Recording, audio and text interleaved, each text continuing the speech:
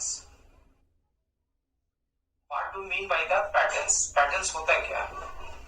Actually patterns is the pattern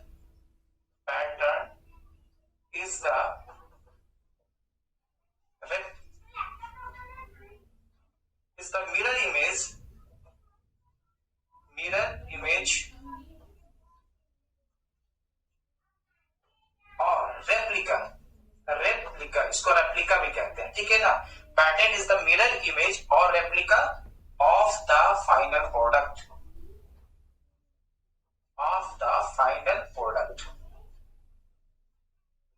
ठीक है। इसका मतलब ये हो गया कि पैटर्न जो होता है मिरर इमेज, मतलब कि जो आपका फाइनल प्रोडक्ट हमें जो बनाना है, ठीक है ना, उसका ये मिरर इमेज है। मतलब ये आपका रेप्लिका और मिरर इमेज सेम होता है। मतलब कि आपको डुप्लीकेट पीस कह सकते हैं। डुप्लीकेट पीस का एक पैटर्न को बनाना है, ठीक है ना। तो ये जो आपका पैटर्न हो गया, पैटर्न का डेफिनेशन क्या हो गया? Pattern is the mirror image और replica of the final product. जो फाइनल प्रोडक्ट हमें जो बनाना है उसका एक डुप्लीकेट इमेज बनाते हैं, डुप्लीकेट स्ट्रक्चर बनाते हैं, ठीक है ना, एज पर ड्राइंग। और ये जो आपका इमेज होता है, ये जो रेप्लिका हम लोग बनाते हैं, डुप्लीकेट इमेज को बनाते हैं या मिरर इमेज को बनाते हैं, वही आपका पैटर्न्स होता है। तो पैटर्न्स कहाँ यूज होता है? पैटर्न यूज होता है आपका मोल्ड, पैटर्न आपका यूज होता है सैंड मोल्ड में, ठीक है। कहाँ यूज होता है? मोल्ड में, सैंड मोल्ड में आपका ये पैटर्न यूज होता है। तभी हम कास्टिंग करेंगे। आप मोल्ड में क्या करते हैं? पैटर्न जो आपका शेप है, मान लिया कि ये शेप है आपका पैटर्न का, सपोज दैट ये आपका 3D है, ठीक है। ये आपका सिंगल पीस आपका सॉलिड पीस में आपका बनाना है, एक आपका फाइनल प्रोडक्ट आपका बनाना है, ठीक है ना, फाइनल प्रोडक्ट। तो सबसे पहले इसका हम लोग पैटर्न बनाएंगे, ठीक है। पैटर्न बनाएंगे आपका, सबसे पहले इसका पैटर्न हम लोग बनाएंगे, ठीक है। तो और पैटर्न बनाने के बाद क्या होता है, ठीक है ना, पैटर्न आपका ओरिजिनल का ही मिरर इमेज है, रेप्लिका है, या आपका डुप्लीकेट भी कह सकते हैं। डुप्लीकेट बनाने के बाद आपका सैंड मोल्ड में इसको डाल देते हैं। देखिए आपका सैंड मोल्ड में डालें और डालने के बाद इसको रिप्लेस कर दिए, हटा दिए, निकाल दिए, तो आपका एक कैविटी फॉर्म हो गया, ठीक है। निकालने के बाद आपका ये कैविटी फॉर्म हो गया, इसको बोलते हैं कैविटी। यही आपका जो स्ट्रक्चर बना मोल्ड के अंदर में, उसको हम लोग कैविटी कहते हैं। और इसी कैविटी में हम लोग आपका मॉल्टेन मेटल या पिग आयरन को पाउडर करते हैं। मॉल्टेन मेटल और पिग आयरन को डालते हैं। पाउडर करना मतलब डालना, ठीक है। तो ये आपका पैटर्न है, ठीक है। पैटर्न के बारे में ज्यादा कुछ डेफिनेशन में नहीं है, सिंपल है, जिसे है ना, रेप्लिका और mirror image of the final product, ठीक है। अब क्या होता है, during the period of casting, जब हम लोग कास्टिंग करते हैं तो क्या होता है कि ये आपका स्ट्रक्चर कास्टिंग हो गया कैविटी में, ये कैविटी हो गया, और ये आपका मोल्ड हो गया, ये आपका मोल्ड हो गया। आपका ये स्ट्रक्चर को कास्टिंग करना है, ये स्ट्रक्चर को आपको कास्टिंग करना है, ठीक है ना। तो मटेरियल आपको इसमें कैविटी में पाउडर हो गया।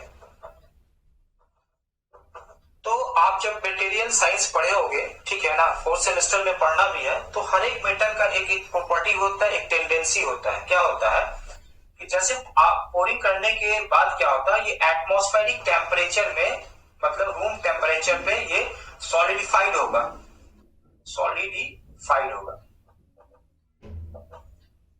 सॉलिडिफाइड का मतलब ये होता है कि इसको एटमॉस्फेरिक टेम्परेचर पे, रूम टेम्परेचर पे ये ठंडा होगा। मतलब कि अगर फेज 1 इसका फेज 1 2 से फेज 2 में जाएगा, ठीक है। मतलब आपको हॉट से कोल्ड सेक्शन में जाएगा,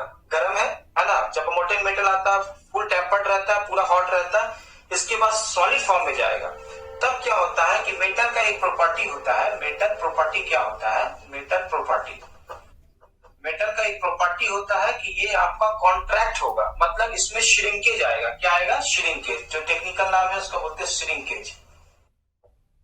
ठीक है, मेटल की प्रॉपर्टी क्या है कि ये कॉन्ट्रैक्ट होगा, मतलब श्रिंकेज होगा। मतलब ये हो गया, इसको आप ऐसे समझ लो, डायग्राम से समझ लो। सपोज दैट ये आपका जॉब है, ठीक है, एक स्क्वायर सॉलिड आपका है ना, इसकी कास्टिंग करना। तो जो आपका पैटर्न आपको जो बनाना है पैटर्न, ठीक है, हमको यही डायमेंशन का पैटर्न नहीं बनाना है। रीजन क्या है कि जैसे सॉलिडिफिकेशन कास्टिंग में जाने के बाद सॉलिड फॉर्म में आएगा, इसमें श्रिंकेज होगा। मतलब कि इसमें क्या होगा कि श्रिंकेज होने का मतलब हो गया ये कॉन्ट्रैक्ट होगा, ठीक है ना, क्योंकि मेटल आपका प्रॉपर्टी होता है, उसकी टेंडेंसी होता है, ठीक है।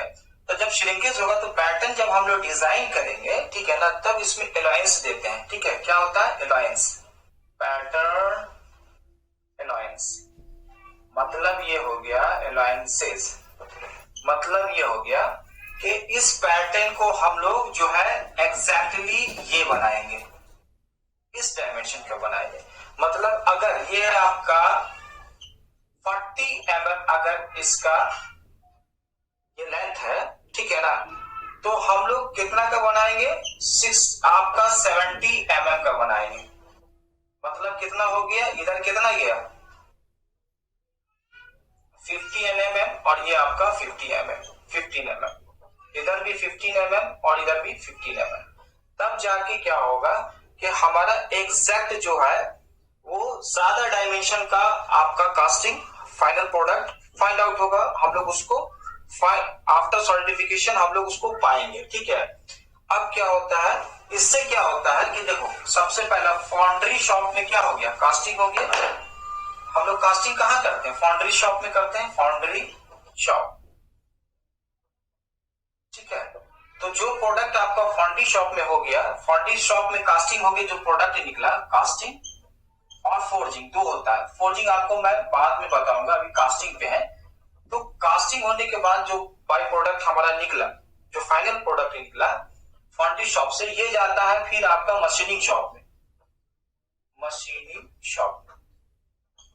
ठीक है, तो जब तक आप पैटर्न को एक्स्ट्रा मतलब एलाइंसेस आप नहीं दोगे, हम एक्यूरेट ड्राइंग से मशीनिंग शॉप में उसको नहीं बना सकते हैं। इसलिए आपका पैटर्न में एलाइंस नेसेसरी है, जरूरी है। ठीक है ना।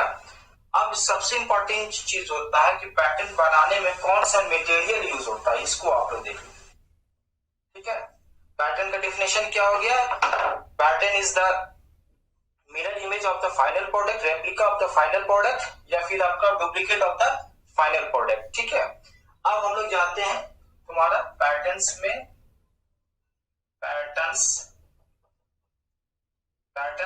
Pattern materials.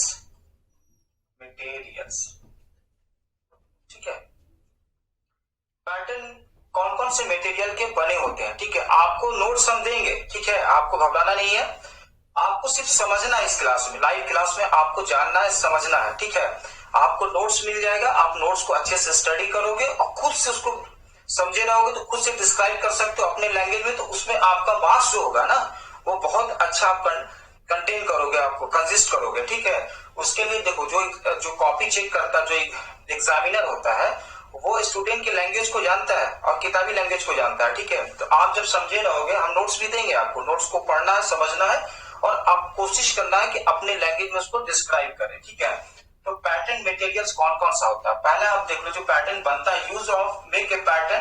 तो पैटर्न मटेरियल्स आपका पहला आता है वुड, लकड़ी का। वुड का मतलब होता है लकड़ी का। ठीक है ना, तो वुड में आपका क्या होता है, ये इकोनॉमिकली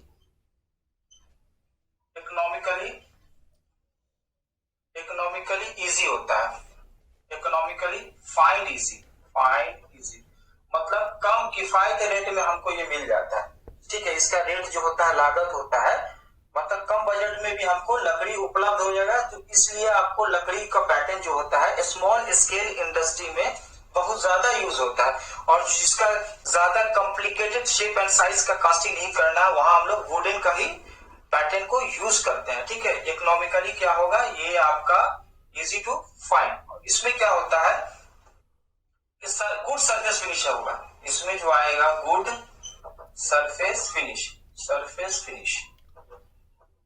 अब काहे गुड सरफेस फिनिश आएगा, इसलिए आएगा क्योंकि जो आपका इसमें जो ज्वाइंट होता है ना, ये ज्वाइंट हो गया, ये ज्वाइंट हो गया, इसमें ज्वाइंट जो होता है बहुत ही स्मूथ ज्वाइंट होता है, और इसका जो सरफेस होता है बहुत स्मूथ होता है, सो दैट जो हम कास्टिंग करते हैं उससे जो आपका सरफेस हम लोग गेन करेंगे वो आपका गुड सरफेस आपको हमको मिलेगा। तो ऑटोमेटिकली जब गुड सरफेस मिलेगा तो आपको मशीनिंग कॉस्ट भी हमारा कम जाएगा, तो हमारा लागत भी कम आएगा। इसलिए बेसिकली हम लोग जो यूज करते हैं स्मॉल स्केल इंडस्ट्री में, छोटी छोटी एंसिलरीज में जो यूज करते हैं वो वुडन टाइप का मटेरियल का पैटर्न्स को ही हम लोग बेसिकली यूज करते हैं। ठीक है ना।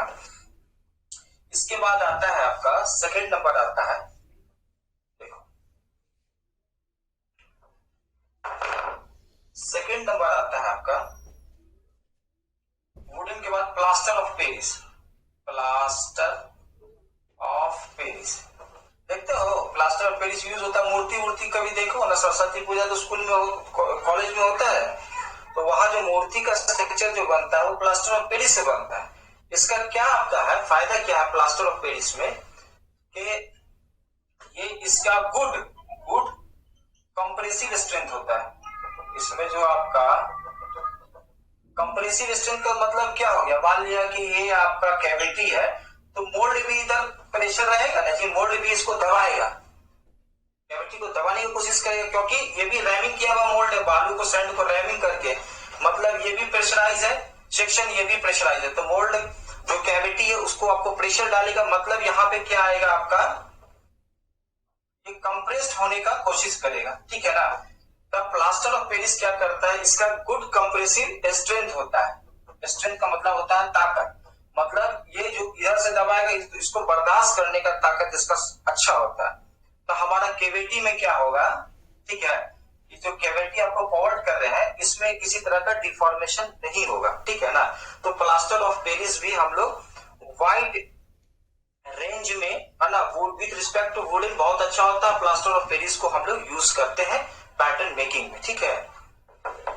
और इसका एक और प्रॉपर्टी बड़ा अच्छा होता है प्लास्टर ऑफ पेरिस का, जानते हो क्या होता है, वो होता है तुम्हारा ये प्लास्टर ऑफ पेरिस जो होता है, प्लास्टर ऑफ पेरिस जैसे ही हीट के कांटेक्ट में आता है, मतलब टेम्पर्ड होता है, टेम्परेचर जैसे ही इसमें आता है ये फैलता है, स्प्रेड होता है। ये क्या होता है, स्प्रेड करेगा, मतलब फैलेगा। क्या होगा, फैलेगा, फैलेगा।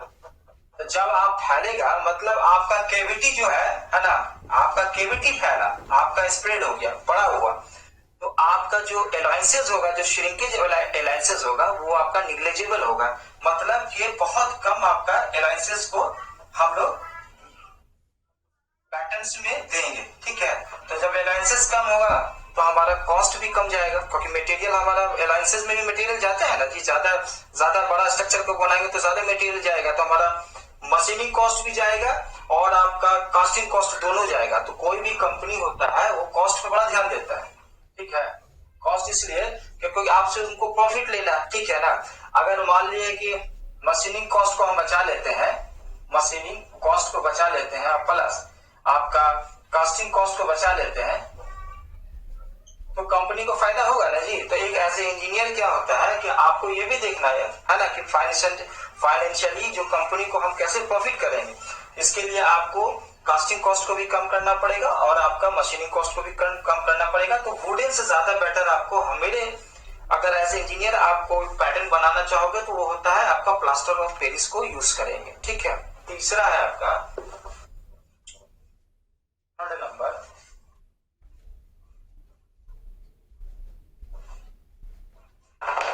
थर्ड नंबर आता है आपका, थर्ड नंबर वो आता है मेटल। आवाज है मेटल, जो इंडस्ट्री में कास्टिंग होता है, इंडस्ट्रियल कास्टिंग जो होता है, इंडस्ट्रियल कास्टिंग जो होता है इंडस्ट्रियल कास्टिंग जो होता है वो होता है आपका मेटल का होता है, ठीक है ना। जो भी इंडस्ट्री में जो कास्टिंग होगा ना, जो बड़े बड़े इंडस्ट्री में सेल में जाओगे, आपका एचईसी में आओगे, बीएचईएल में जाओगे, भेल में जाओगे, तो वहां जो भी प्रोडक्ट की कास्टिंग होती है ज्यादातर कास्टिंग आपको मेटेलिक मिलता है, ठीक है। मेटल में दो कैटेगरी होता है, एक को बोलते हैं आपका, पढ़े होगे तुम लोग फिजिक्स को पढ़े होगे सब, एक है आपका नॉन फेरस और दूसरा होता है फेरस। ओके, क्या हो गया, मेटल में दो हो गया, एक नॉन फेरस हो गया, दूसरा आपका फेरस हो गया। तो नॉन फेरस मटेरियल क्या है? Example of the non ferrous material, brass, bronze, brass, bronze, aluminium, aluminium etcetera ETC. ये जो हो गया आपका नॉन फेरस मटेरियल हो गया, ठीक है। और फेरस मटेरियल में क्या आता है? कास्ट आयरन, है ना, और भी है सल्फाइड वगैरह सब इसमें आता है, फेरस में आता है, ठीक है ना। तो मेटल में पहले आप देख लो कास्ट आयरन, ठीक है, आपका फेरस में जाते हैं, ठीक है। मेटल कास्टिंग में सबसे पहले आता है आपका कास्ट आयरन। कास्ट आयरन आपको कोई भी हेवी, मान लिया कि हेवी जॉब है, हेवी इंडस्ट्री में कोई हेवी कास्टिंग करना है, तब इसका जो पैटर्न हम लोग बनाते हैं वो कास्ट आयरन का पैटर्न बनाते हैं। पैटर्न जो बनाएंगे, पैटर्न वो आपका कास्ट आयरन का बनाएंगे, ठीक है। अगर आपका हेवी फाइनल प्रोडक्ट आपको बनाना है तब उसके लिए, ठीक है। पैटर्न आपका हेवी फाइनल प्रोडक्ट अगर बनाना है ना, तो आपका जो पैटर्न बनाएंगे वो कास्ट आयरन का। इसमें फायदा क्या है आपको जान लो, कास्ट आयरन का फायदा क्या है। प्रॉपर्टी क्या होता है कास्ट आयरन का? सेल्फ लुब्रिकेटेड होता है। क्या होता है? सेल्फ लुब्रिकेटेड, ठीक है। और क्या होता है, एक पहला ये हो गया। दूसरा क्या होता है, इंपैक्ट लोड को ये बर्दाश्त करता है, इंपैक्ट लोड को। जब हम केविटी बना रहे हैं, केविटी आपको बना है आपका, तो क्या होता है इसमें आपका वियर एंड टियर तो आएगा ही, कुछ ना कुछ तो आएगा ही, कोई ना कोई तो आपका प्रेशर, कोई ना कोई लोड तो इस पे आएगा ही, ठीक है ना। तो इंपैक्ट लोड का मतलब ये है कि जो यकायक लोड, एक बैग झटके वाला लोड, उसको इंपैक्ट लोड कहते हैं, ठीक है ना। तो इसमें ये खासियत होता है कि टूटता नहीं है जल्दी, ठीक है ना। ये एक प्लस पॉइंट है क्योंकि ये इंपैक्ट लोड को बर्दाश्त करता है, इसमें सबसे ज्यादा कैपेसिटी होता है। तो हमारा आपका जो कास्टिंग है वो आपका बर्बाद नहीं होता है। इसमें सेम पॉइंट्स के वजह से आपका ये कास्ट आयरन कास्टिंग जो होता है बहुत फैंटास्टिक होता है, ठीक है ना। तो ये इंपैक्ट लोड को आपको बेयर करता है, इसलिए आपका कास्ट आयरन है ना इंडस्ट्रियल कास्टिंग के लिए सबसे पावरफुल और सबसे अच्छा माना जाता है, ठीक है ना। दूसरा क्या, सेल्फ लुब्रिकेटेड, मतलब खुद ब खुद, मतलब उसमें क्या होता है, मशीनिंग ऑपरेशन में कूलेंट चाहिए आपको during the period of machining, temperature को ठंडा करने के लिए। ये ऑटोमेटिकली क्या होता है कि ये सेल्फ लुब्रिकेटेड होता है, मतलब है कि इसमें आपका लुब्रिकेशन प्रॉपर्टी होता है। ये मशीनिंग ऑपरेशन में जाओगे तो आसानी से ये आपका मेटल को आपका रिड्यूस करेगा, मतलब टर्निंग ऑपरेशन इजी वे में हो जाएगा। ये आपका कास्ट आयरन का ये प्रॉपर्टीज है, ठीक है ना। अब आ जाओ आपको फेरस और नॉन फेरस, ठीक है। नॉन फेरस में आ जाओ आपको, नॉन फेरस में, नॉन फेरस छोटा छोटा जो आपका ब्रॉन्ज का आपका कास्टिंग है, छोटा छोटा, ठीक है, ये भी इंडस्ट्री में यूज होता है। तो ये आपका नॉन फेरस में आपका ब्रॉन्ज, ब्रास, ब्रॉन्ज क्या, ब्रास का ही एलॉय है, ब्रॉन्ज, ब्रास, इसका हम लोग पैटर्न को बनाते हैं, ठीक है। ये क्या होता है, वेट तो इसका with respect to cast iron कम होता है, लेकिन इसको वेट इसका with respect to cast iron minimum होता है, with respect to cast iron कम होता है, वेट इसका कम होता है, ठीक है ना। और क्या होता है कि कॉम्प्लिकेटेड शेप बनाना इसमें, है ना, ये आपका थोड़ा सॉफ्ट मटेरियल होता है ब्रॉन्ज का, ब्रॉन्ज और ब्रास का थोड़ा सॉफ्ट मटेरियल होता है। तो इसको मतलब इसको बनाना थोड़ा सा इजी है, सो दैट आपका नॉन फेरस जो होता है एज पर रिक्वायरमेंट हम लोग नॉन फेरस प्रोडक्ट के लिए नॉन फेरस का पैटर्न हम लोग बनाते हैं, ठीक है ना। नेक्स्ट आता है, नेक्स्ट इज द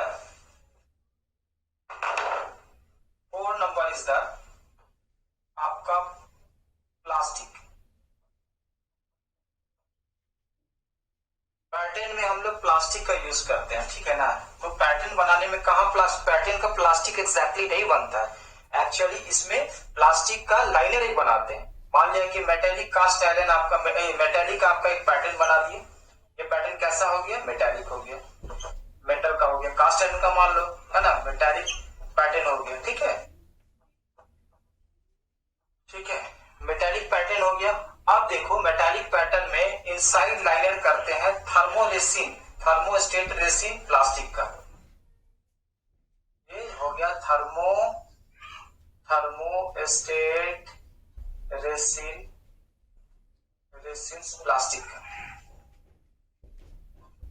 एक लाइनर बना दिया, ठीक है, ये प्लास्टिक आ गया, ठीक है। थर्मोस्टेट रेसिन का मतलब हो गया जो आपका हीट को, टेम्परेचर को एब्जॉर्ब करेगा, मतलब है कि इसको आपको डिस्ट्रॉय नहीं करेगा, करने देगा इस सरफेस को, ठीक है ना। इसलिए आपका ये प्लास्टिक का, तो प्लास्टिक जो है वो हाई एक्यूरेसी आपका पैटर्न, जहां जॉब आपको बनाना है ना, तो हाई एक्यूरेसी जॉब के लिए ये पैटर्न हम लोग इसका बनाते हैं, जिसमें आपका डिफॉर्मेशन बहुत मिनिमम होता है, समझे, प्लास्टिक में। और चौथा आपका वैक्स, वैक्स का मतलब मोम से होता है, ठीक है। अब क्या करते हैं, वैक्स करते हैं, wax wax wax wax same है।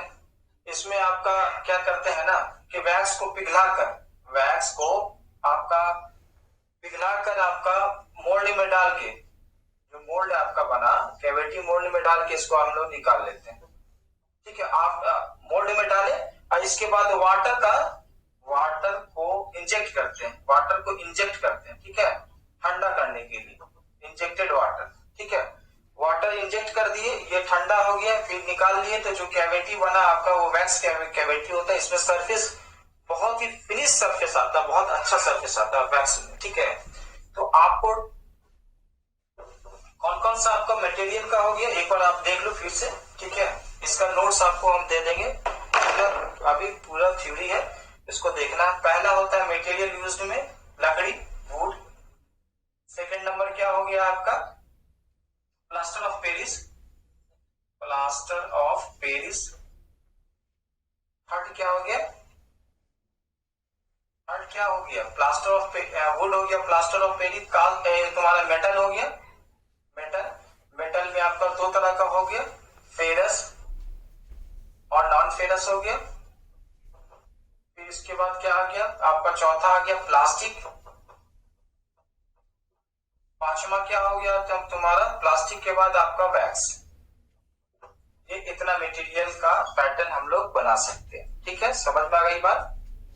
अब आ जाओ मटेरियल के बाद, आ जाओ, है ना, क्वेश्चन आएगा, है ना, define the definition of pattern and which of material use, please specified it. तो आप स्पेसिफाइड कर दोगे कौन कौन सा मटेरियल का है। अब बहुत इंपॉर्टेंट चीज बताने, एलायंसेस, ये आपका हो गया पैटर्न एलायंसेस, जो एक्स्ट्रा मटेरियल हम लोग कंसीडर करते हैं, ठीक है। एलायंसेस मतलब एक्स्ट्रा मटेरियल जो हम लोग कंसीडर करते हैं पैटर्न में, वो आपका एलायंसेस होता है, ठीक है। अब टाइप्स ऑफ एलायंसेस देख लो, कितने टाइप्स के एलायंसेस होते हैं, टाइप्स ऑफ एलायंसेस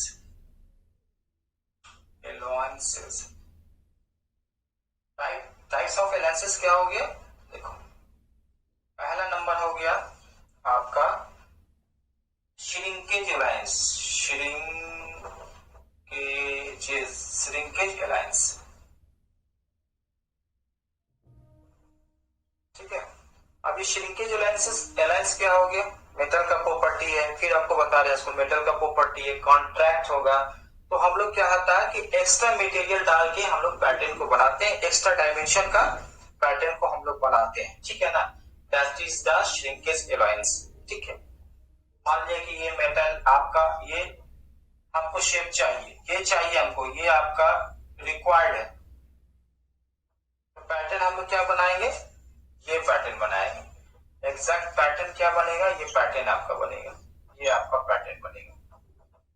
तो ये जो हो गया, ये जो हो गया, ये आपका एलायंसेस कहलाएगा। इसको बोलेंगे श्रिंकेज, श्रिंकेज एलायंसेस। ये आपका जाएगा, आपको बनाना पड़ेगा। श्रिंक होगा ना भाई, ये आपको अब श्रिंक होगा तो इसका एक्स्ट्रा मटेरियल जो होगा वो आपका हम लोग पैटर्न में इसको इस तरीके से एक्स्ट्रा मटेरियल पैटर्न को हम लोग बनाएंगे श्रिंकेज एलायंस को मिनिमाइज करने के लिए, खत्म करने के लिए। ठीक है, इसका पूरा डेफिनेशन आपको हम देंगे, वो अपने लैंग्वेज में भी आप लिख सकते हो, काफी अच्छा लिख सकते हो। ठीक है,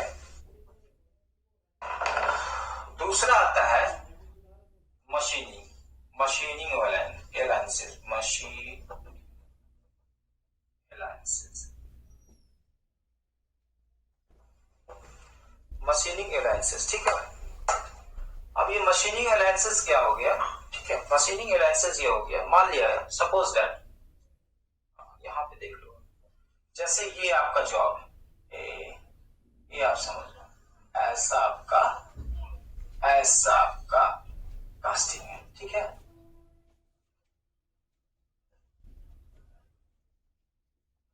ये आपका कास्टिंग करना, ठीक है ना।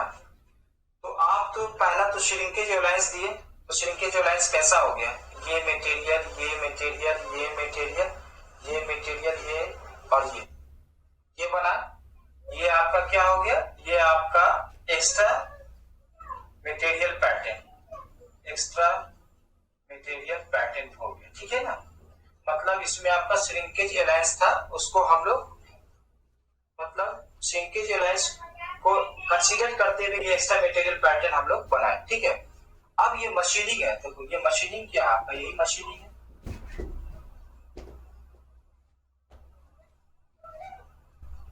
ये आपका क्या हो गया? ये बोर कहते हैं इसको, बोर। ठीक है, तो इसमें कौन सा ऑपरेशन होगा? Boring operation, to increase the diameter of the hole. तो मान लिया कि ये जो बोर है आपका, ये जो है ये डायमीटर आपका 40 mm है। ठीक है, तो ये बोल रहा है कि मशीनिंग एलायंस आपको देना होगा। ठीक है, मतलब ये है कि जब आप इसका ड्राइव, इसका मशीनिंग ऑपरेशन करने से पहले इसको ड्राइंग मिलता है किसी भी ऑपरेटर को, यहाँ पे मशीनिंग करना, किस ड्राइंग के अकॉर्डिंग करना है, तो इसमें भी टॉलरेंस आपका मेंशन होता है मशीनिंग में 40 में प्लस। जब भी ये आपका जो कास्टिंग होगा, इसका बोर क्या होगा? कभी माइनस में कास्टिंग नहीं होगा। माइनस का मतलब है कि बोर आपका ये आपका बड़ा हो जाएगा, तो आपका प्लस होगा, मतलब ये छोटा बोर, तब ना हम इसको बोरिंग करके इसको इंलार्ज करेंगे, बड़ा रहेगा तब तो अपना डायमेंशन से बियॉन्ड नहीं चला जाएगा। ठीक है ना, तब इसमें अगर मान लिया कि ड्राइंग में है 40 प्लस 0.5 mm to 1 mm। ठीक है, इसका आपका बोर का जो आपका टॉलरेंस है वो ये मशीनिंग टॉलरेंस दिया हुआ है एज पर ड्राइंग के। आपको आफ्टर मशीनिंग ये पाना 40 का डायमीटर होगा, इसमें प्लस 0.5 से 1 mm तक आप रख सकते हैं। ठीक है ना, तब हम लोग आपको मशीनिंग एलायंस को कंसीडर करेंगे, मतलब इसमें जो आपका बनाएंगे, जो पैटर्न बनाएंगे, इसको हम लोग क्या होगा? प्लस करके बनाएंगे। 40 है ना, तो इसको हम लोग बना देंगे 50, बना देते हैं 50 बना देते हैं। अगर मान लीजिए थोड़ा सा कॉस्ट को कम करना है तो 50 नहीं करके आपको 45 करो, तो रेड आपका डायमीटर आपका रेडियस इसमें रेडियस में कितना जाएगा जी? 0.25 जाएगा ना, 5.25 जाएगा आपका रेडियस में। ठीक है ना, तो ये आपका मशीनिंग एलायंस को कंसीडर करना पड़ेगा। ठीक है ना, आपका ड्यूरिंग है ना, जब आपका मशीनिंग ऑपरेशन में जॉब आएगा, मतलब पैटर्न जो आप बनाओगे उसमें मशीनिंग एलायंस को भी कंसीडर करना पड़ेगा। ठीक है, थर्ड नंबर आप देख लो, थर्ड नंबर क्या होता है? Draft allowances. क्या होता है? Draft allowances, DRAFT, draft एलायंसेस।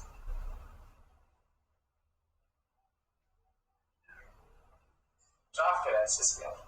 ठीक है, अब क्या होता है कि आप पैटर्न में कैविटी में आपको मॉल्टेन मेटल को पावर्ड की, ठीक है, अब उसको निकालना भी है ना, चाहे आप डिस्ट्राई करके निकालो या ऐसे भी निकालो आप। तो ड्राफ्ट एलायंसेस का काम क्या है कि आपको कहां पे एलायंसेस देगा? जहां वर्टिकल सरफेस होता है। मान लिया कि ये एक जॉब है आपका, ये आपका जॉब है, ठीक है, तो वर्टिकल सरफेस क्या हो गया आपका, ये आपका वर्टिकल सरफेस हो गया, ये आपका वर्टिकल सरफेस हो गया, ये ना वर्टिकल सरफेस है, वर्टिकल सरफेस, और ये आपका वर्टिकल सरफेस है, ठीक है। तब क्या होता है, इसमें एंगल ऑफ इंक्लाइनेशन बनाते हैं, मतलब आपका स्लोप बनाते हैं, डिग्री ऑफ एंगल देते हैं, मतलब ये जो बनाएंगे हम लोग, इसका पैटर्न जो बनाएंगे वो पैटर्न आपका ऐसा, मतलब ये आपका थीटा हो गया और ये आपका थीटा हो गया, ये आपका डिग्री ऑफ एंगल हो गया, क्या हो गया, डिग्री ऑफ एंगल, ये क्या हो गया, degree of angle, degree of angle. इस तरह का जॉब हम आपका ड्राफ्ट एलाइंसेस ऐसा बनाएंगे, ठीक है ना। अब इसका फायदा क्या है, फायदा यह है कि जब ये सरफेस आपका टेपर हो गया तो मोल्ड आपका सेंट से जो मोल्ड का जो वॉल होगा, मतलब है ना, ये इसके साथ चिपक के बाहर नहीं निकलेगा, ये आसानी से आपका मोल्ड से क्लियर वे में ये मोल्ड से निकल जाएगा, मोल्ड से ये आसानी से निकल जाएगा, आसानी से निकल जाएगा, है ना, निकल जाएगा, ठीक है। इसलिए आपका ड्राफ्ट एलाइंसेस को हम लोग कंसीडर करते हैं।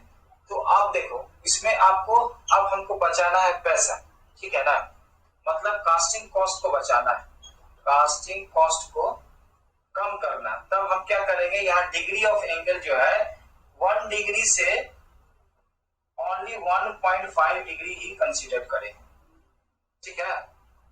कितना करेंगे, 1 डिग्री से 1.5 डिग्री ही कंसीडर करेंगे, मतलब इसी डिग्री का हम लोग सिर्फ आपका, अगर ज्यादा डिग्री करेंगे तो ज्यादा आपका मटेरियल का पैटर्न बनेगा, तो ज्यादा मटेरियल का खपत होगा, कॉस्ट ज्यादा जाएगा, इसलिए हम लोग डिग्री ऑफ एंगल को 1 डिग्री से 1.5 1.5 डिग्री तक ही रखते हैं, ठीक है ना। यह आपका हो गया ड्राफ्ट एलाइंसेस, ठीक है। इसके बाद आ जाओ, सबका नोट्स मिलेगा, इसको हम पीडीएफ फाइल में बना के आप लोगों को सबको देंगे, सबको स्टडी करना और अपने लैंग्वेज में लिख के, समझे हैं, अपने लैंग्वेज में लिख के और हमको पीडीएफ बना के आप भेजिएगा, ठीक है ना। तो इससे क्या होगा ना, देखिए अभी आप डिप्लोमा की कर रहे हैं ना, तो उसमें आपका लिटरेचर, आपका पावर जो होगा वो इंक्रीज होगा, ठीक है। जब आप बीटेक करोगे, आगे हायर एजुकेशन लोगे, तो आपके लिए बहुत बेनिफिट होगा, ठीक है ना। तो आपका सिलेबस जो है ना वो पूरा इंजीनियरिंग को टच करता है। अगर आप मैन्युफैक्चरिंग टेक्नोलॉजी बढ़िया से पढ़ लिए ना, तो आपको पूरे इंजीनियरिंग में और इंटरव्यू में कोई दिक्कत नहीं होने जाने वाला। सबसे ज्यादा क्वेश्चन जो होता है ना, आप इंटरव्यू में जब फेस करोगे ना as a junior engineer, as a engineer, तो सबसे ज्यादा क्वेश्चन आपको मैन्युफैक्चरिंग टेक्नोलॉजी से रहता है, याद रखना, ठीक है। ड्राफ्ट एलाइंसेस के बाद आता है, नेक्स्ट आपका है चौथा नंबर है आपका, है ना, ड्राफ्ट एलाइंसेस के बाद आता है आपका शेक एलाइंसेस, शेक SHAKE, शेक एलाइंसेस। अब शेक एलाइंसेस क्या है, शेक, मिल्क शेक पीते हो ना, हा? बस शेक का मतलब क्या होता है, हिलाना डुलाना, हिलाना या फिर वाइब्रेट करना, क्या बोलते हैं, वाइब्रेट करना, मोबाइल वाइब्रेट में रहता है ना जी, वाइब्रेट करना। तो इसमें क्या होता है, कुछ नहीं, ऐसे ही एक टर्म को जोड़ दिया अलायंस में, यह है कुछ नहीं। जो ड्राफ्ट अलायंसेस है वही चीज है, खाली क्या है ना कि इसको डाल के, है ना, कोई भी बनाया ना जॉब, इसको डाल के, है ना, और इसको ऐसे डालने के बाद एक बार वाइब्रेट कर देना, ऐसे से हिला देना, ऐसे हिला दिया, ऐसे हिला दी, तो क्या हो गया कि जो आपका मोल्ड है, ये सब मोल्ड है, इससे आपका क्लियर हो जाएगा, तो इसको निकालने में आसान होगा। मतलब ये बेवकूफ बनाने के लिए तो आप शेक एलायंस को जोड़ दिया, ठीक है ना। तो क्या होगा, इसमें लिख देना इस तरीके से, because shake alliances is that type of alliances which we considered in the making a pattern that is आपका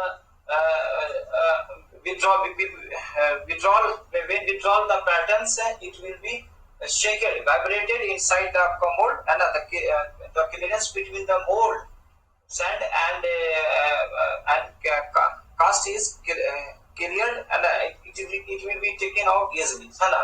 So that is the, है ना, we consider the shake balances on the pattern, बस ऐसा लिख देना, shake balances में कुछ नहीं है, वही चीज है। उसके बाद नेक्स्ट आता है शेक एनालिसिस के बाद आता है आपका एक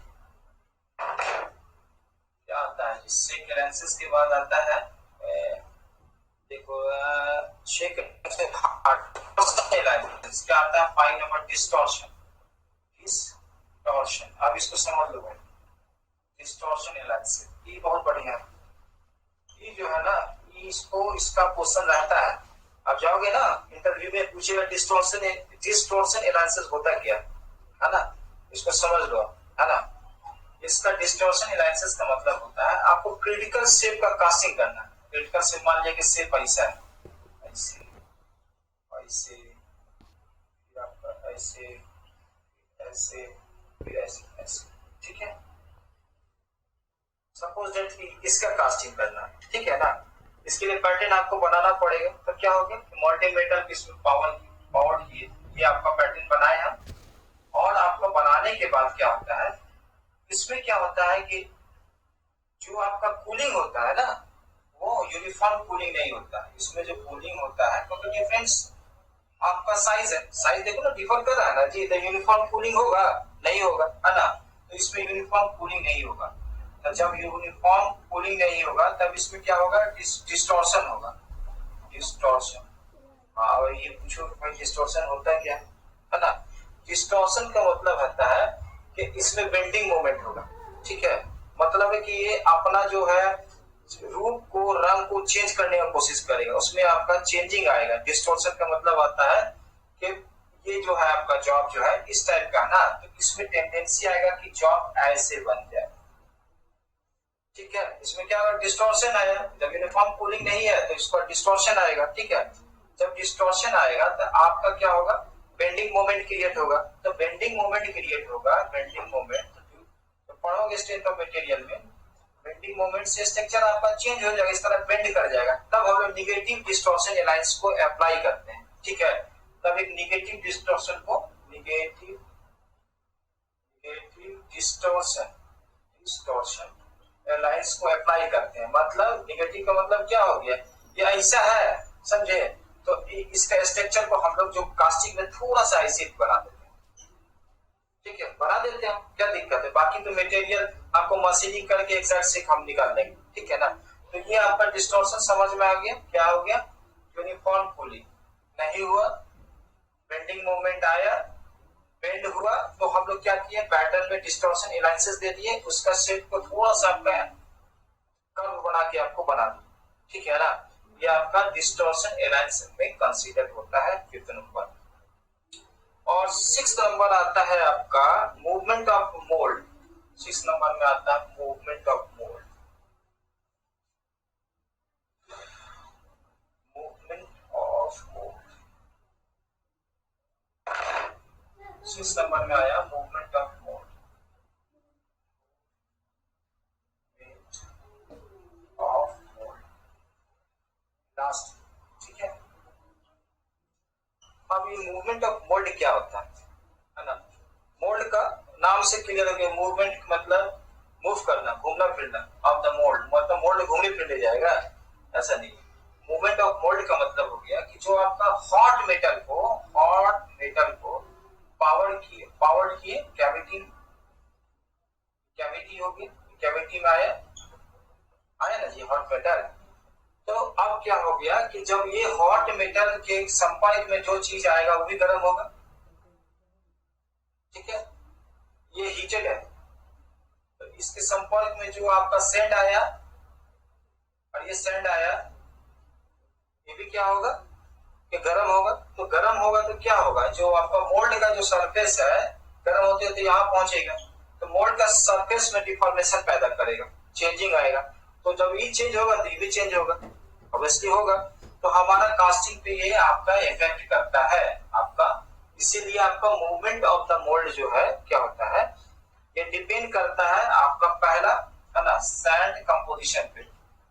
सैंड अच्छा कंपोजिशन ऑफ सैंड को यूज करते हैं, ठीक है। कैसा सैंड होगा, जो रिफ्रैक्टिव में यूज होता है, रिफ्रैक्ट्रीज मतलब सिरामिक्स जो आपका हीट को रेसिस्ट करता है, ठीक है। सिरामिक्स सैंड जो आता है वो आपका इसमें यूज होता है, ठीक है। इसके बाद आपका है ना सैंड कंपोजिशन, फिर आपका density and temperature of the molten metal, और डिपेंड करता है डेंसिटी और temperature of the molten metal, temperature of molten metal, ठीक है। अच्छा ये बताओ, ये आपका टेम्परेचर ऑफ मोल्टेन मेटल क्यों कहा गया, डेंसिटी, ठीक है, और टेम्परेचर ऑफ मोल्टेन मेटल पे भी डिपेंड करता है। अब हमको गर्म करना है 1539 डिग्री पे, है ना, आपको 1539 डिग्री पे इसको गर्म करना है। अब गर्म कर दिया 18 पे तो भी आपको डिफॉर्मेशन होगा ना जी। तो पैटर्न मूवमेंट ऑफ मोल्ड, मतलब कि आपको इसमें कोई मूवमेंट ना हो आपका मोल्ड में, आपको 3 फैक्टर पे ध्यान देना पड़ेगा। पहला क्या होगा, आपका मोल्ड का सैंड का कंपोजिशन बढ़िया हो। टेम्परेचर जो है भैया, जो 1539 जो दिया हुआ बुक में, है ना, 1539 डिग्री पे ही बेल्ट हो, उससे ज्यादा का टेम्परेचर नहीं दे। और आपका जब डेंसिटी जो होगा, जब टेम्परेचर सही रहेगा तो डेंसिटी भी, मतलब एक्यूरेट वॉल्यूम में, एक्यूरेट डेंसिटी में आपका पोरिंग होना चाहिए। एक्स्ट्रा मटेरियल वगैरह इसमें नहीं जाएगा, ऑटोमेटिकली आपको पैटर्न एनालिसिस आपका यहाँ पे कंप्लीट हो गया। इसका नोट्स हम आपका पीडीएफ फाइल में देंगे, ठीक है। अब आज थोड़ा सा टाइप्स ऑफ पैटर्न देख लो। हाँ, टाइप्स ऑफ पैटर्न, पैटर्न को समझ में आ गया, मटेरियल बता दिए, अलायंसेस बता दिए। अलायंसेस में कौन कौन से अलायंस बताए, पहला बताया आपको, देख लो, श्रिंकेज अलायंसेस, दिमाग में याद रखो, श्रिंकेज अलायंसेस। दूसरा नंबर क्या हो गया, मशीनिंग अलायंसेस, मशीनिंग अलायंसेस। तीसरा क्या है आपका, आपका ड्राफ्ट अलायंसेस। चौथा क्या हो गया आपका, शेक शेक शेक अलायंसेस। और पांचवा क्या हो गया आपका, शेक अलायंसेस के बाद आपका आ गया, क्या आ गया जी, है ना, शेक अलायंसेस हो गया, मशीनिंग ड्राफ्ट हो गया, शेक अलायंसेस, और डिस्टोर्शन ही है ना, shake and distortion analysis, distortion analysis. Last में हो गया movement of mould, movement of mould. ये आपको दम जुबान पे याद होना चाहिए, ठीक है। इसको आप दम अच्छे से एक्सप्लेन कर सकते हैं। इसका नोट्स आपको दे देंगे हम, है ना, नोट्स को अच्छे से आप लोग स्टडी कर लेना। एग्जाम में ये क्वेश्चन 1 नंबर का आना ही आना है, कोई भी एग्जाम में, ठीक है। नेक्स्ट आपका है